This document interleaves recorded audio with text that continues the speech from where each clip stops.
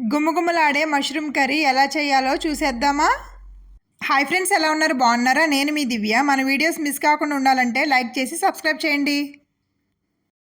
Stove వెలిగించి pan పెట్టుకుని oil వేసి ఆయిల్ హీట్ అయిన తర్వాత మసాలా దినుసులు బిర్యానీ ఆకు, దాల్చిన చెక్క, యాలకులు, లవంగ మొగ్గ, కొంచెం జీలకర్ర, ఎండుమిర్చి వేసి 2 నిమిషాలు ఫ్రై అయిన తర్వాత ముందుగా కట్ చేసి పెట్టుకున్న పచ్చిమిరపకాయలు, ఉల్లిపాయలు కూడా వేసి అటు ఇటు కలుపుకుని గ్రైండ్ చేసి పెట్టుకున్న అల్లం వెల్లుల్లి పేస్ట్ని కూడా వేసి ఉల్లిపాయలు బాగా ఫ్రై అయ్యి అల్లం వెల్లుల్లి పేస్ట్ పచ్చివాసన పోయేంత వరకు బాగా ఫ్రై చేసుకోవాలి.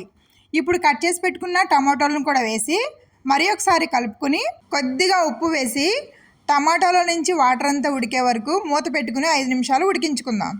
ఇప్పుడు శుభ్రంగా కడిగి కట్ చేసి పెట్టిన మష్రూమ్ వేసి ఒక్కసారి కలిపి కొంచెం పసుపు వేసి మూత పెట్టుకుని మష్రూమ్లో నుంచి వాటర్ పోయేంత వరకు ఉడికించుకోవాలి.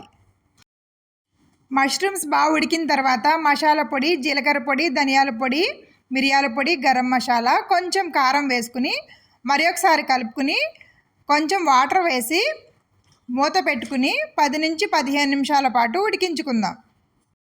అంతే, ఎంతో టేస్టీగా మష్రూమ్ కర్రీ రెడీ.